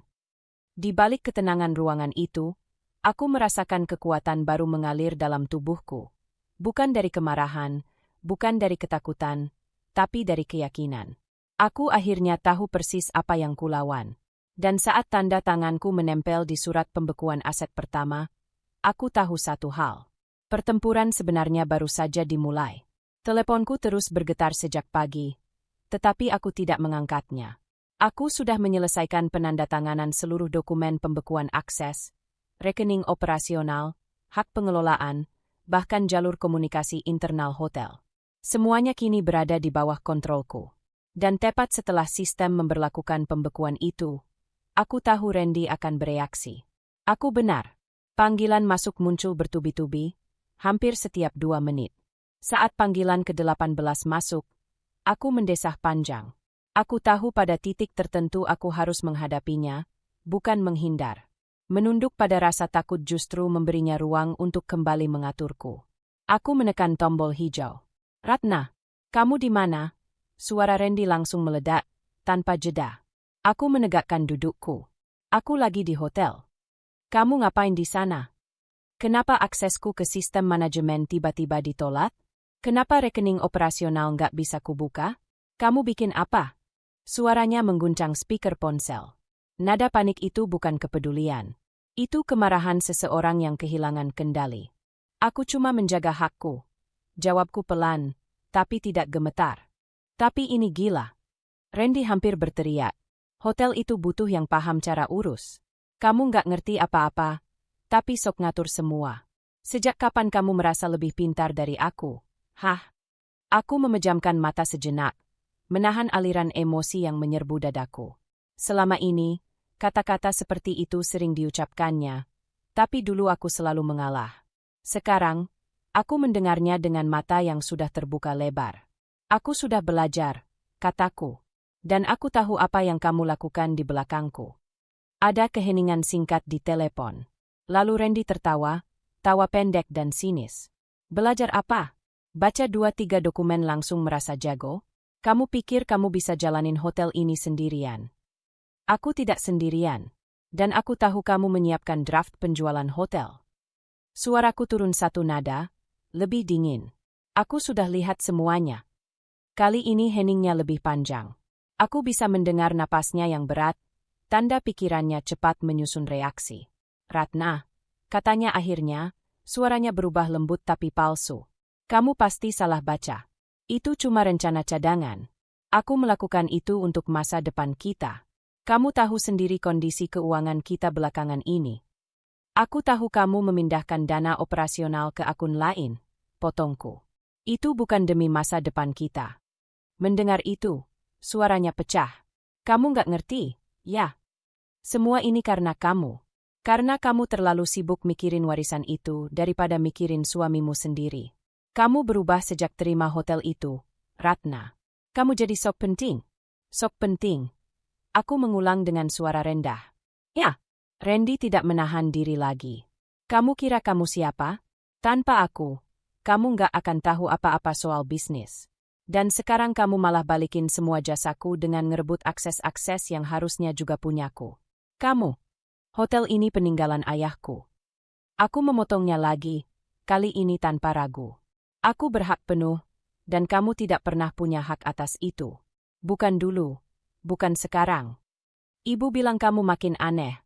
Katanya tiba-tiba, lebih emosional. Ibu bilang kamu mulai nyembunyiin sesuatu. Kamu bikin ibu sendiri kepikiran, Ratna. Kamu tega banget sama dia. Ada sengatan kecil di hatiku. Siti dulu sering ku coba hormati. Tapi aku tahu kalimat itu hanya dimainkan untuk membuatku merasa bersalah. Kalau dia kepikiran, ujarku tenang, itu karena dia ikut rencana kamu. Sekali lagi Randy terdiam. Lalu dentuman benda dipukul terdengar di seberang, membuatku sedikit menjauhkan ponsel. Ratna, kamu bikin semua jadi berantakan. Katanya dengan suara lebih rendah, tapi jauh lebih penuh ancaman. Kalau kamu nggak balikin akses itu sekarang juga. Sekarang, ngerti? Kamu bakal nyesel. Hatiku berdegup. Ancaman itu jelas. Aku nggak takut, jawabku lirih tapi tegas. Jangan bodoh. Kamu pikir para staf mau nurut sama kamu? Kamu pikir bisa ngejalanin semua ini tanpa aku? Kamu itu bukan tipe yang kuat, Ratna. Kamu tuh lemah. Selalu lemah. Kata itu, lemah, dulu sangat mudah menembus dindingku. Dulu, aku selalu menunduk setelah mendengarnya. Dulu, aku akan mencoba membela diri sambil menangis. Tapi sekarang, ada sesuatu yang berbeda. Aku justru tersenyum kecil. Kalau aku lemah, kamu nggak akan sebegitu marah karena kehilangan kendali. Suara Randy tercekat. Aku bisa membayangkan ekspresinya, terkejut, tersinggung, dan kesal karena aku tidak lagi bereaksi seperti yang dia harapkan. Ratna, kamu bikin keputusan besar tanpa pikir panjang. Kamu nggak ngerti dunia ini. Kamu akan jatuh, dan waktu itu datang, jangan harap aku bantu. Kamu tidak pernah benar-benar membantu. Balasku tanpa emosi. Kamu hanya mengarahkan aku agar aku tidak melihat permainanmu. Dia menarik napas panjang, kali ini penuh amarah dan frustrasi. Baik, kalau kamu mau perang, ayo kita perang. Telepon terputus. Aku menatap layar ponsel yang kembali gelap. Di dadaku, ada getaran kecil, bukan takut, bukan cemas, tapi kelegaan pahit. Untuk pertama kalinya, Randy tidak lagi tertutup topeng.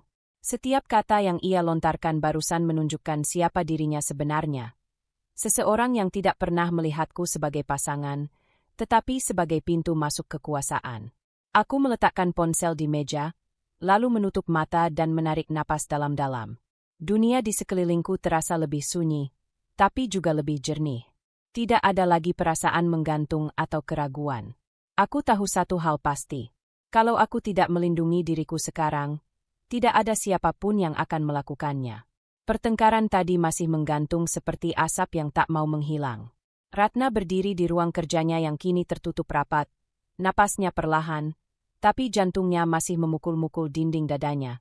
Bukan karena takut, melainkan karena keterkejutan yang mulai berubah menjadi kewaspadaan tajam. Randy barusan menunjukkan sisi yang selama ini ia coba abaikan. Kemarahan yang meledak tanpa kendali, kata-kata yang tak lagi menutupi maksud sebenarnya. Ratna memejam sebentar, mendengar kembali ucapan Randy yang sempat lolos di tengah amarahnya. Tanpa hotel itu, aku habis. Nah, kau tahu itu? Waktu itu Ratna hanya menatapnya diam, terlalu terpukul untuk menguraikan makna kalimat itu. Namun kini, setelah ruang kembali hening, kalimat itu terasa seperti pintu kecil yang perlahan membuka lorong gelap yang sejak lama ia curigai keberadaannya. Ratna menghela napas panjang. Jika ada sesuatu yang Randy sembunyikan, ia perlu menemukan jawabannya sendiri. Tanpa bantuan siapapun, tanpa didorong emosi, tanpa terburu-buru menyimpulkan. Ia duduk, membuka laptop, lalu mulai menelusuri arsip laporan keuangan terdahulu. Catatan yang selama ini jarang ia sentuh karena rasa percaya yang dulu begitu besar. Satu persatu folder terbuka. Satu persatu angka menatap balik. Dan semakin lama ia membaca, semakin jelas perasaan dingin itu merayap di tengkuknya.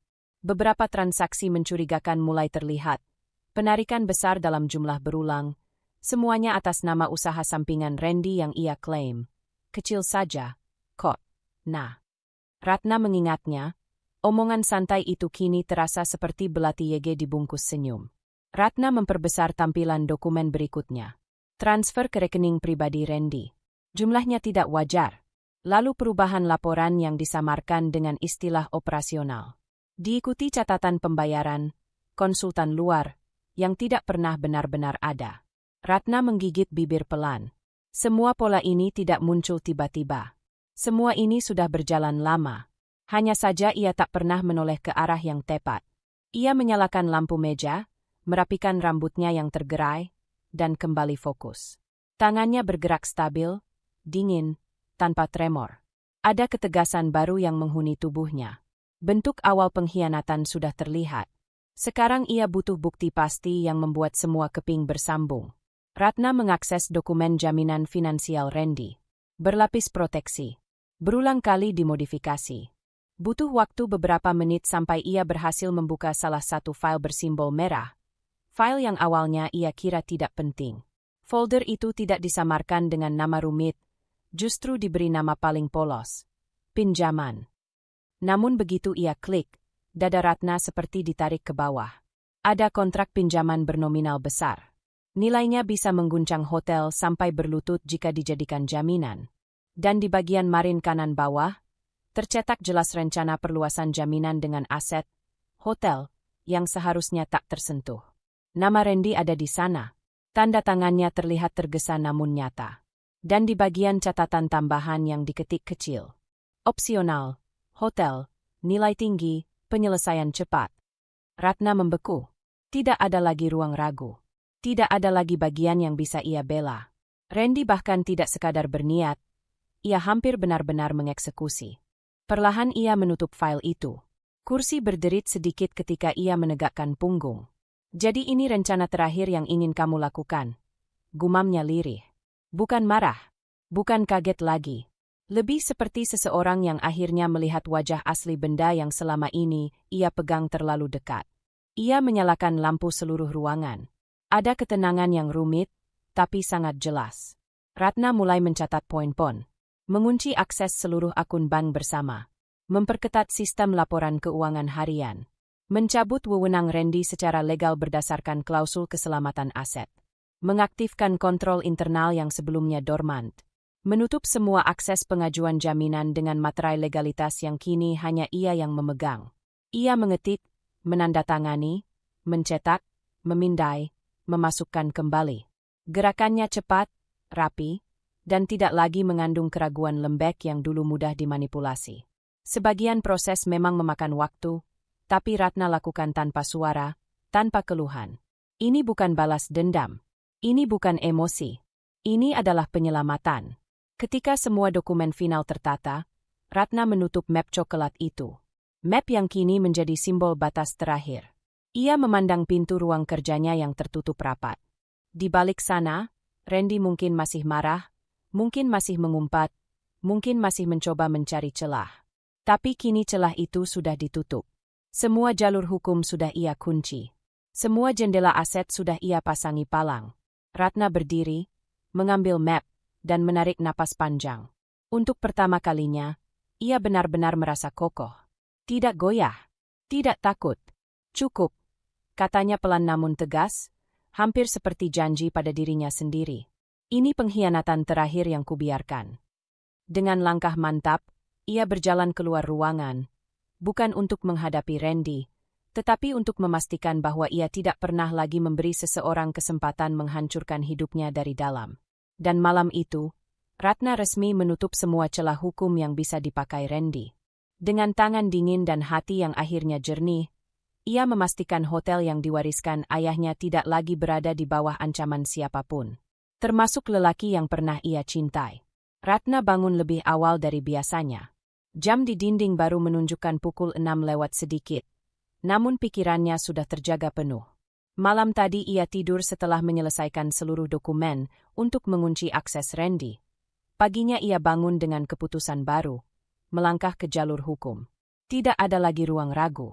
Tidak ada lagi negosiasi yang bisa diselipkan lewat emosi. Yang tersisa sekarang hanyalah kebenaran dan keberanian untuk mengungkapkannya. Ratna berdiri di depan cermin. Tatapannya tenang, bukan dingin, tapi kuat. Ia merapikan kemejanya, mengikat rambut dengan kencang, dan menyiapkan map coklat yang berisi bukti transaksi, salinan kontrak pinjaman, serta rangkaian catatan yang ia susun sendiri. Setiap lembar itu bukan hanya dokumen. Itu adalah saksi perjalanan panjang dari kepercayaan yang disalahgunakan. Ruang kerja hotel menjadi tempat persiapan terakhir. Ratna duduk di meja sambil merapikan urutan dokumen. Melihatnya baris demi baris, ia memastikan tidak ada detail yang lolos. Ia membaca kembali halaman kontrak pinjaman yang mencantumkan hotel sebagai opsi jaminan. Ia menandai bagian tanda tangan Randy. Gesturnya kecil, namun makna hukumnya besar. Tangannya sempat berhenti sejenak. Ia menarik napas panjang, mencoba menetralkan sisa-sisa luka yang tiba-tiba kembali muncul. Ini bukan soal sakit hati, pikirnya. Ini soal melindungi apa yang seharusnya kulindungi sejak awal. Ratna menutup mapnya perlahan. Keputusan sudah diambil. Jalan sudah dibuka. Saat ia berdiri, asistennya mengetuk pintu dan berkata singkat, "Mobil sudah siap, Bu." Ratna mengangguk. Ia menggenggam map itu lebih erat, langkahnya teguh, dan dadanya tidak lagi terasa sesak. Gedung pengadilan tampak dingin dan ramai, tapi Ratna melangkah masuk tanpa goyah. Tidak ada keluarga yang mendampingi, tidak ada teman yang ia minta hadir. Ia ingin berdiri sendiri pada langkah pertama ini, persidangan awal yang menentukan arah kasus. Di ruang tunggu, Ratna duduk di kursi panjang. Map itu berada di pangkuannya, kedua tangannya bertumpu di atasnya. Kehadiran dokumen itu terasa seperti pegangan nyata atas hidup yang sedang ia pertahankan. Tak lama kemudian, Randy muncul dengan langkah tergesa. Wajahnya tampak tertekan. Bajunya rapi, tapi mata dan geraknya menunjukkan rasa panik yang tak ia sembunyikan dengan baik. Siti berjalan beberapa langkah di belakangnya, namun tak berani mendekat. Randy menatap Ratna dengan sorot campuran antara marah dan takut. "Nah, ini nggak perlu dibawa sejauh ini," ucapnya lirih, hampir seperti permohonan. Ratna menoleh perlahan. Tidak ada kebencian di sana, hanya kedewasaan yang tumbuh paksa. "Aku hanya membuka apa yang seharusnya tidak kau tutupi," jawab Ratna tenang. "Jika memang tidak bersalah, kau tidak perlu takut." Randy terdiam. Kata itu, takut, seperti menampar keras sisi dirinya yang selama ini terbiasa mengontrol situasi. Sebelum Randy sempat menambah kalimat, pintu ruang sidang terbuka. "Pihak terkait dipersilakan masuk," ucap seorang petugas. Ratna berdiri. Ia tidak menunggu, tidak menoleh ke arah Randy lagi. Ia hanya melangkah. Ruang sidang awal itu tidak sebesar yang Ratna bayangkan. Namun suasana di dalamnya tebal, nyaris seperti udara tidak ingin bergerak. Hakim masuk, mengetuk palu, dan memulai sesi. Ratna duduk di kursi penggugat, sementara Randy di sisi berlawanan. Saat hakim meminta Ratna memulai pemaparan dasar tuntutan, ia berdiri dengan tenang. "Yang mulia," katanya, suaranya jernih, "saya mengajukan bukti bahwa saudara Randy melakukan transaksi finansial yang melanggar perjanjian kepemilikan aset bersama, serta mencoba menjadikan hotel peninggalan keluarga saya sebagai jaminan pinjaman pribadi tanpa persetujuan." Ia membuka map secara sistematis. Lembar pertama, laporan transaksi mencurigakan. Lembar kedua, bukti penarikan dana intensif. Lembar ketiga, catatan kontrak pinjaman dengan tanda tangan Randy. Lembar keempat, bukti perubahan laporan keuangan yang dilakukan secara tidak sah. Hakim memperhatikan dengan teliti. Petugas mencatat setiap detail. Randy tampak mulai gelisah. Tangan kirinya mengusap tengkuk, tanda kegugupan yang sangat ia kenali. Ketika hakim meminta klarifikasi dari pihak tergugat, Randy berdiri dengan wajah berusaha tegar. Itu semua hanya kesalahpahaman, Yang Mulia, katanya. Aku cuma berniat mengembangkan usaha. Tidak ada maksud jahat. Hakim menatapnya tanpa ekspresi. Apakah Anda membantah bahwa tanda tangan di dokumen ini adalah milik Anda? Randy menelan ludah. Ia melihat dokumen yang disodorkan. Untuk beberapa detik, ia diam. Jawaban itu tidak butuh suara lantang. Diamnya justru semakin keras. Hakim mengangguk kecil, mencatat. Baik, untuk sementara, bukti awal dari pihak penggugat cukup kuat. Sidang lanjutan akan dijadwalkan. Ratna tidak bergerak. Ia hanya menatap meja depannya, merasakan kelegaan kecil, bukan kemenangan, melainkan kepastian bahwa langkahnya tidak salah. Ketika palu diketuk dan persidangan ditutup, Randy tampak merosot sedikit di kursinya. Aura percaya dirinya kempis. Nafasnya terengah. Dia tersudut. Benar-benar tersudut untuk pertama kalinya. Ratna berdiri. Map di tangannya terasa ringan sekarang. Ia tidak berkata apapun. Tidak menatap Randy lagi. Yang ia lakukan hanyalah berjalan keluar ruangan, meninggalkan keheningan yang kini hanya dihuni oleh satu fakta. Kebenaran sudah mulai bekerja. Dan Randy baru menyadari bahwa kali ini, ia tidak punya tempat untuk bersembunyi. Ratna keluar dari ruang sidang pertama dengan napas yang lebih tenang, namun ketegangan masih menggantung tipis di dadanya. Persidangan tadi baru pembuka, sebuah langkah awal untuk menegakkan kebenaran. Namun ia tahu, bagian tersulit belum dimulai. Di tahap selanjutnya, ia harus menunjukkan kartu terakhirnya, bukti yang selama ini ia simpan rapat-rapat. Begitu ia melangkah ke lorong, suara langkah cepat terdengar di belakang. Randy menyusul, wajahnya memucat, matanya penuh campuran panik dan kemarahan yang tertahan. Ratna, tunggu sebentar, katanya dengan suara rendah. Ratna berhenti, menoleh setengah. Kalau kau ingin membicarakan sesuatu, bicaralah di depan hakim. Bukan di sini. Randy mengepalkan tangan. Kita bisa selesaikan tanpa mempermalukan satu sama lain. Kau tahu aku cuma apa? Ratna memotong. Suaranya tetap lembut tapi tegas. Cuma ingin menjaminkan hotel itu untuk menutup utangmu. Cuma ingin mengambil sesuatu yang bukan hakmu. Kau membuat pilihan. Sekarang aku membuat pilihanku. Randy tak bisa menjawab. Dalam diam itu, Ratna melihat ketakutan yang semakin tidak bisa ia sembunyikan. Ketakutan yang akan menjadi lebih besar ketika persidangan berikut dimulai. Ratna melangkah pergi tanpa menunggu jawaban. Sidang kedua dimulai 3 hari kemudian. Ruang yang sama, hakim yang sama, ketegangan yang sama, hanya emosi para pihak yang kini semakin mengeras. Ratna datang dengan map berbeda, lebih tebal, lebih berat, dan berisi sesuatu yang tidak pernah ia tunjukkan sebelumnya. Randy sudah duduk ketika Ratna masuk. Wajahnya tampak lelah, seolah 3 hari kemarin ia habiskan untuk mencari jalan keluar dan tidak menemukannya. Ketika mereka sama-sama duduk, hakim mengetuk palu sekali. Kita melanjutkan pemeriksaan bukti. Penggugat dipersilakan menunjukkan tambahan dokumen. Ratna berdiri, nafasnya stabil, tangannya tidak bergetar. Ia membuka map itu dengan gerakan terukur. Yang Mulia, bukti sebelumnya menunjukkan adanya upaya penjaminan aset secara ilegal. Hari ini, saya membawa dokumen yang menunjukkan bahwa tindakan itu bukan impulsif, melainkan direncanakan jauh sebelum saya mengetahuinya. Randy sedikit bergerak di kursinya, tubuhnya menegang. Ratna mengeluarkan lembar pertama. Ini adalah laporan korespondensi keuangan yang menunjukkan pengajuan pinjaman oleh saudara Randy sejak 4 bulan lalu. Ia berjanji menggunakan aset hotel sebagai jaminan bila pencairan tahap kedua disetujui. Hakim menerima dokumen, membacanya pelan. Ekspresinya tidak berubah, namun matanya menajam. Ratna melanjutkan. Lembar berikutnya adalah catatan perubahan struktural yang ia ajukan tanpa otorisasi saya. Dokumen ini ditemukan di berkas manajemen hotel. Ia menyodorkan lembar kedua. Randy semakin gelisah, bahunya naik turun, matanya menghindari tatapan siapapun. Dan lalu, Ratna mengeluarkan kartu terakhir itu. Lembar yang ia simpan hingga momen yang tepat. Yang Mulia, ini bukti paling jelas. Ia mengangkat sebuah dokumen salinan digital yang sudah dicetak. Rekaman percakapan tertulis antara Randy dan pihak pemberi pinjaman. Di dalamnya, secara gamblang Randy menulis rencana menggunakan hotel sebagai jaminan. Bahkan menuliskan kemungkinan memaksa Ratna menandatangani dokumen tertentu agar proses lebih cepat. Di halaman kedua, ada detail pengalihan kepemilikan sementara yang Randy ajukan dengan cap palsu. Saat dokumen itu diserahkan ke hakim, ruangan seperti kehilangan suara. Randy menunduk.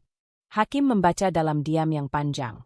Ratna menunggu, dadanya naik turun perlahan, tapi wajahnya tetap tenang. Ketika hakim meletakkan dokumen itu, ia menatap ke arah Randy. "Saudara Randy," ucapnya dengan suara datar namun tajam, "apakah Anda membantah bahwa ini korespondensi Anda?" Randy akhirnya membuka suara. Suaranya hampir pecah. Saya tidak berniat merugikan. Saya hanya terpaksa." Hakim mengangkat tangan, menghentikan alasan itu. Pertanyaannya sederhana. "Apakah dokumen ini milik Anda?" Hening kembali. Randy menutup mata, lalu mengangguk kecil. "Iya, itu saya." Ratna menatapnya untuk pertama kali sejak sidang dimulai. Bukan sebagai seseorang yang dikhianati, tapi sebagai seseorang yang akhirnya melihat kebenaran tanpa topeng. Hakim meletakkan kedua tangannya di meja.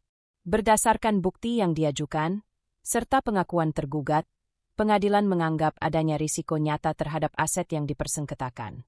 Maka, demi menjaga stabilitas hukum dan mencegah kerugian lebih jauh, Ratna menahan napas. Hakim mengetuk palu. Pengadilan memutuskan pembekuan penuh atas seluruh aset yang berkaitan dengan hotel. Akses tergugat dibatasi sampai kasus selesai. Suara itu berdentang seperti bel yang menutup sebuah babak panjang. Tak keras, tapi bergema tepat di titik terdalam.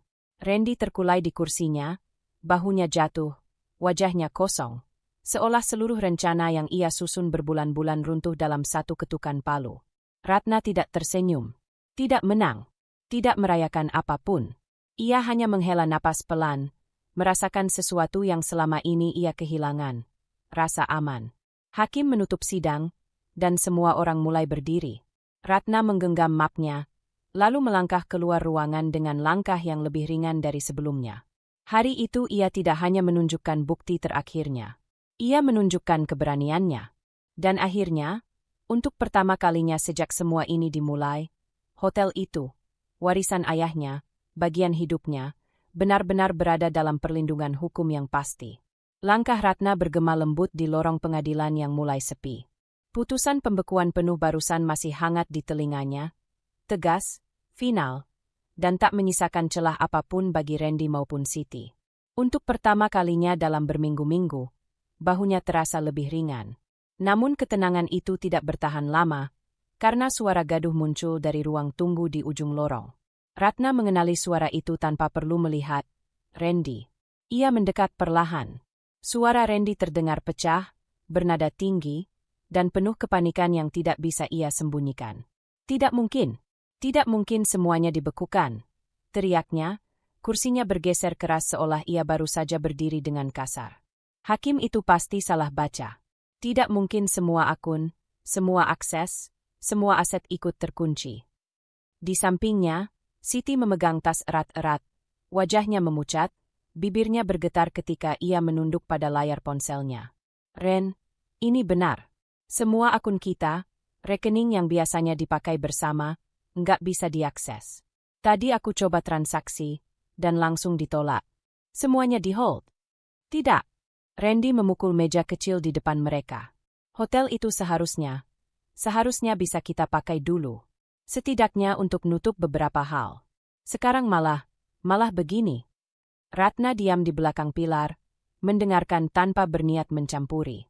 Bukan untuk menikmati kehancuran mereka, itu bukan sifatnya, melainkan untuk memastikan semua berjalan sesuai hukum yang melindunginya. Siti akhirnya mengangkat wajah. Mata yang biasanya dingin dan penuh perhitungan kini membesar, dipenuhi rasa takut yang mentah. "Kita harus telepon orang itu, Ren, yang menjanjikan pinjaman itu. Kita bilang apa saja. Pokoknya." "Dan bilang apa?" Randy membentaknya, suara serak. Bahwa aku sudah gagal total? Bahwa mereka tidak akan dapat sepeser pun jaminan? Kau mau kita dikejar dengan bunga keterlambatan? Kau pikir mereka itu lembaga resmi? Siti terdiam. Tubuhnya serasa mengecil. Untuk pertama kalinya, Ratna melihat wanita itu menggigit bibir. Jari-jarinya gemetar hebat saat memegang ponsel. Randy mengacak rambutnya sendiri. Langkahnya mondar-mandir seolah mencari pintu keluar dari sebuah ruangan yang tidak memiliki pintu sama sekali. Kita sudah menghitung semuanya, Bu. Semua. Tinggal sedikit lagi. Tinggal Ratna tanda tangan. Selesai. Kenapa dia harus mempersulit? Kenapa dia harus? Karena dia pemilik aslinya, Ren. Siti memotong pelan, suaranya sangat kecil. Kita yang memaksa. Kita yang terlalu jauh. Randy berhenti. Ia memandang Siti tajam, tapi tatapan itu tidak punya kekuatan seperti dulu. Lebih mirip pria yang kehilangan pijakan, dan terlalu takut mengakui kehancuran yang ia buat sendiri. Jadi sekarang ibu menyalahkan aku. Randy mencondongkan tubuh, suaranya rendah, bergetar. Padahal semua ini untuk kita. Untuk masa depan kita. Kalau aku dapat akses itu, kalau hotel itu bisa dipakai jaminan, hidup kita berubah. Ya, jawab Siti lirih. Tapi bukan hak kita. Randy memejamkan mata. Bahunya turun kemudian naik lagi, napasnya berat dan kasar. Kalau begitu, kita benar-benar habis. Gumamnya akhirnya. Ia menjatuhkan diri ke kursi, wajahnya tertutup kedua tangan. Tak ada lagi nada marah, hanya kepanikan yang pecah perlahan. Siti duduk di sampingnya, tidak menyentuhnya, hanya menatap kosong ke lantai. Seakan seluruh rencana, seluruh harapan yang mereka bangun dengan rakus, runtuh begitu saja di hadapan mereka. Tiba-tiba Siti bersuara lagi, kali ini lebih putus asa. Ren, aku juga sudah pakai sebagian uangmu untuk bayar beberapa cicilan bulanan. Kita pikir bisa diganti kalau hotel itu cair. Sekarang, aku nggak tahu apa yang harus kita lakukan. Randy mengangkat kepala, menatapnya dengan keterkejutan yang menyakitkan. Kau, apa? Berapa? Siti mengalihkan pandangan. Cukup besar. Randy tertawa, tapi tawa itu pecah seperti kaca retak.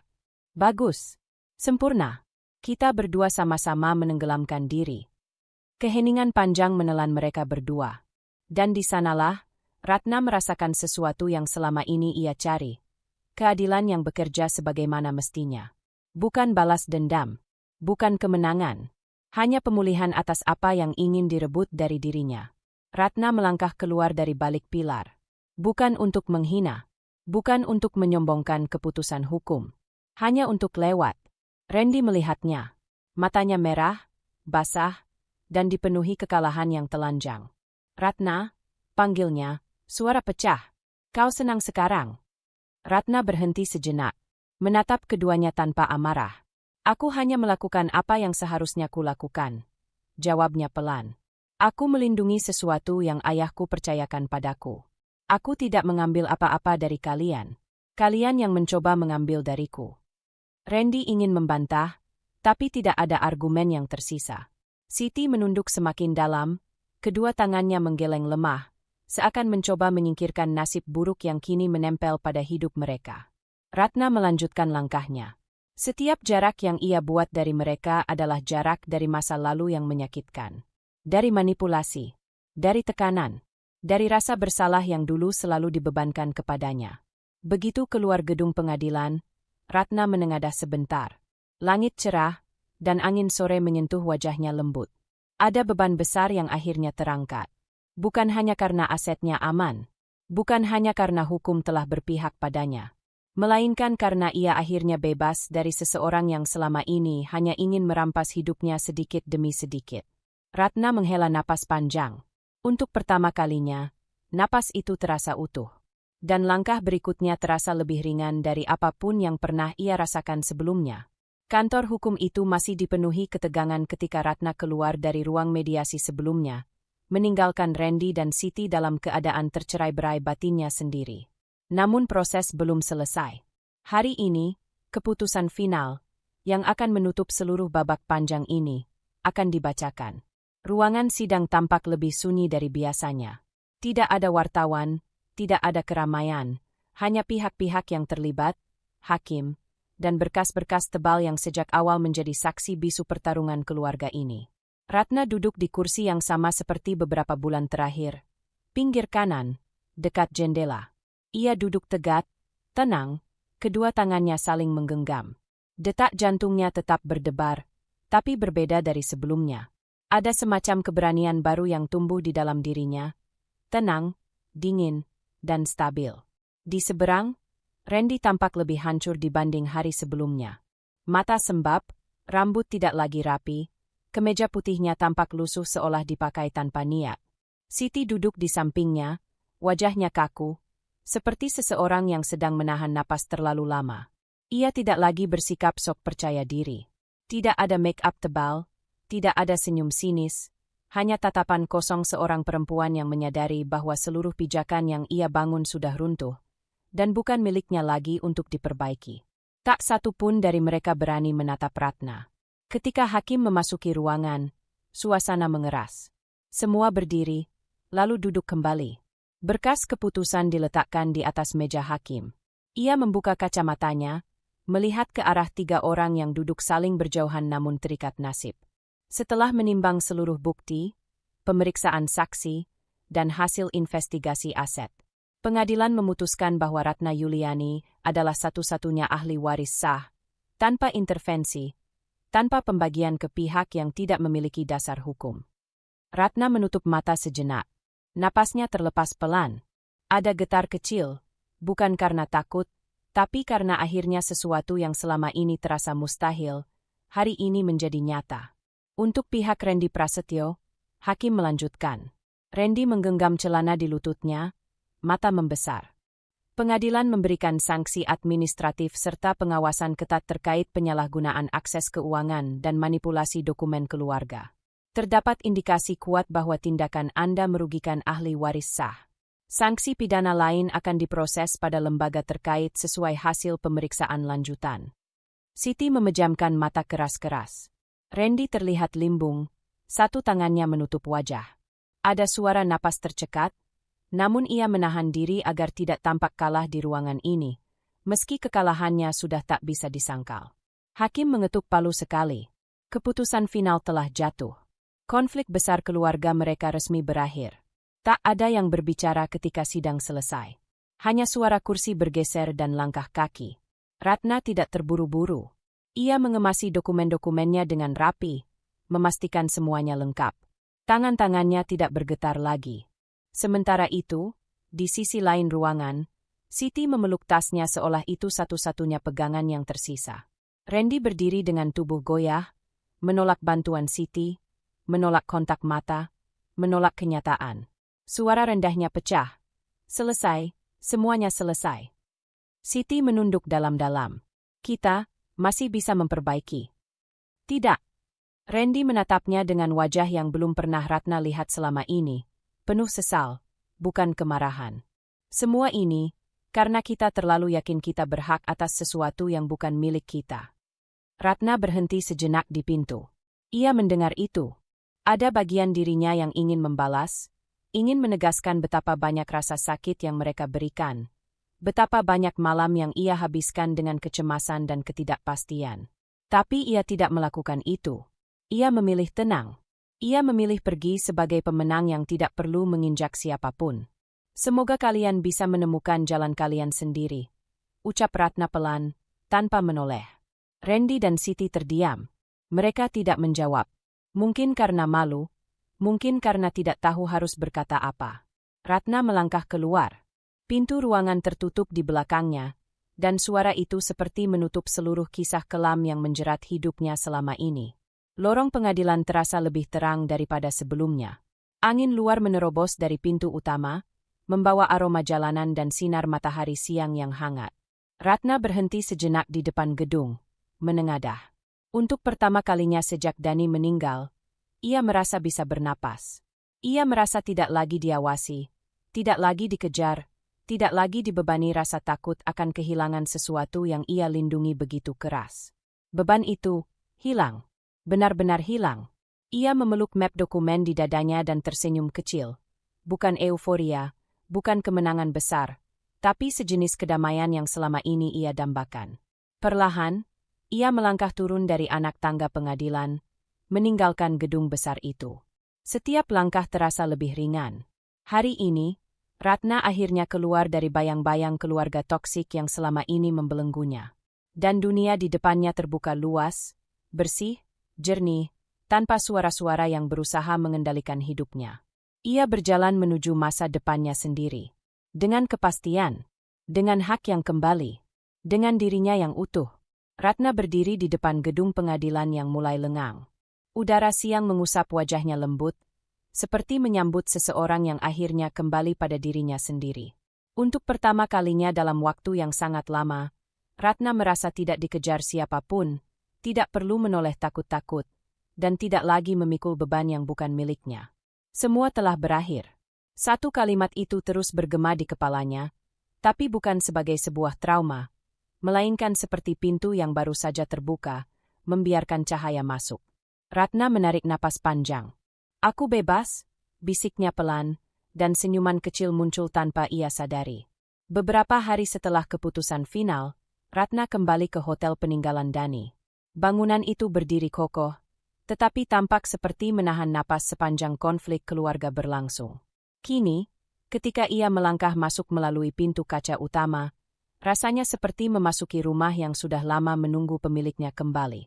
Lobi tampak hangat, sofa krem, lantai marmer yang mengilap, aroma wangi segar dari diffuser yang biasanya hanya disetel oleh staf kebersihan. Para karyawan menatapnya dengan penuh penghormatan, namun kali ini dengan tatapan berbeda, lebih tulus, lebih lega. "Bu Ratna," sapa seorang karyawan dengan anggukan ringan. "Selamat datang kembali." Ratna tersenyum, tidak berusaha menahan kelembutan dalam suaranya. "Terima kasih. Kita mulai lembaran baru." "Ya." "Dengan senang hati, Bu." Dengan itu, Ratna berjalan melintasi lobi, merasakan setiap detail yang dulu sering ia perhatikan bersama Dani. Ia sempat teringat wajah suaminya, senyumnya, cara ia selalu memandang hotel ini seperti bagian dari keluarganya sendiri. Refleksi singkat itu muncul, hangat, tidak menyakitkan seperti dulu. Luka itu sudah tidak berdarah lagi, justru kini menjadi bagian dari kekuatan Ratna. Ia menuju ruang manajemen. Pintu coklat tua itu dibukanya perlahan. Ruangan itu masih sama, meja kerja Dani yang kini menjadi miliknya, rak-rak berisi dokumen, dan foto kecil mereka berdua di sudut meja. Ratna mendekat, mengambil bingkai foto itu dalam genggaman. "Aku melanjutkan apa yang kamu mulai, Dan," ujarnya lembut, "tapi dengan caraku sendiri." Ia meletakkannya kembali, lebih kokoh, seolah menetapkan bahwa masa lalu dan masa kini akhirnya berdamai. Hari-hari berikutnya diisi dengan kerja keras, tetapi kali ini Ratna menjalaninya bukan dengan ketakutan, melainkan tekad. Ia mengatur ulang sistem operasional, menata kembali laporan keuangan yang sempat terhambat, dan berdiskusi dengan para manajer lama tanpa rasa diawasi atau diragukan. Tidak ada Randy yang tiba-tiba masuk sambil bersikap seakan hotel itu miliknya. Tidak ada Siti yang mengintervensi keputusan dengan cara halus namun menusuk. Tidak ada tekanan yang membuat Ratna merasa kecil. Kini, hanya ada dirinya, dan hotel yang terbangun kembali dari kekacauan. Dalam satu rapat, Ratna berdiri di depan para karyawan inti. Suaranya tegas namun hangat. "Kita sudah melewati masa sulit," katanya. "Tapi mulai hari ini, momentum kita berubah. Hotel ini bukan sekadar usaha milik keluarga Dani. Ini rumah semua orang yang bekerja dengan hati di dalamnya. Aku ingin kita melangkah bersama, menyusun ulang pondasi dengan lebih kuat, lebih jujur, dan lebih profesional." Para karyawan mengangguk. Tidak semua dari mereka tersenyum, tetapi Ratna bisa merasakan kelegaan yang menyatu dalam ruangan itu. Seseorang berkata pelan, "Kami sudah menunggu saat seperti ini." Ratna menahan napas, tersentuh. "Terima kasih, kalian semua." Waktu berjalan, rutinitas baru mulai terbentuk. Ratna datang pagi-pagi, memeriksa laporan, mengawasi pembaruan fasilitas, bahkan turun langsung mengecek beberapa kamar. Setiap langkahnya terasa lebih mantap, seolah lantai hotel ini benar-benar mendukungnya. Di sela kesibukan, ia belajar memberi waktu pada dirinya sendiri. Kadang ia duduk di balkon lantai 2 hotel sambil menikmati secangkir teh hangat, membiarkan angin sore menyapu rambutnya. Kadang ia membiarkan dirinya menangis kecil. Bukan karena sedih, tetapi karena rasa leganya begitu besar. Seperti langit yang akhirnya rontokkan hujan setelah menahannya terlalu lama. Kadang ia tertawa saat mengingat betapa ia dahulu sering meragukan kemampuan dirinya sendiri. Siapa sangka aku bisa sejauh ini? Gumamnya pada suatu sore. Dan ia tahu, jauh di kepala, tidak ada bagian dirinya yang menyesal melangkah melewati badai kemarin. Luka itu membentuknya, membuatnya terlihat lebih tinggi di matanya sendiri. Suatu malam, Ratna keluar ke teras hotel. Lampu-lampu taman menyala lembut, menciptakan suasana yang tenang. Tidak ada tamu yang ribut, tidak ada suara pintu yang dibanting, tidak ada perasaan terancam. Langit gelap bertabur bintang, dan Ratna duduk di bangku panjang kayu, memandang ke atas. "Terima kasih," bisiknya pada dirinya sendiri, tanpa sadar. "Karena kamu bertahan." Angin malam terasa seperti sebuah pelukan yang lama ia tunggu. Ratna menarik napas dalam-dalam, merasakan kedamaian memenuhi rongga dadanya. Selama ini, hidupnya dipenuhi rasa takut kehilangan. Tapi kini, ia memulai sesuatu yang berbeda. Ia memilih membangun. Ia memilih hidup. Ia memilih dirinya. Ratna tersenyum, dan untuk pertama kalinya dalam beberapa tahun, masa depannya tidak tampak menakutkan. Justru terasa luas dan penuh kemungkinan. Dalam hati, ia berujar, "Besok, aku mulai lagi, lebih baik, lebih kuat." Dan dengan perasaan damai serta harapan yang lembut namun teguh, Ratna melangkah kembali ke dalam hotelnya, menutup malam itu dengan keyakinan baru. Hidupnya baru saja dimulai kembali. Dalam hidup, kita sering dipaksa kuat sebelum kita merasa siap. Namun kekuatan bukan datang dari tidak pernah jatuh. Kekuatan muncul ketika kita memilih bangkit, meski hati gemetar dan jalan di depan belum terlihat jelas. Ingatlah, hak kita layak diperjuangkan, batas kita layak dihormati, dan masa depan kita layak diperjuangkan oleh diri kita sendiri. Terima kasih sudah mengikuti cerita ini bersama saya. Semoga kalian selalu diberi keberanian untuk melangkah, bahkan ketika dunia mencoba menahan. Sampai jumpa di kisah berikutnya. Tetap jaga hati, tetap jaga diri, dan tetap kuat.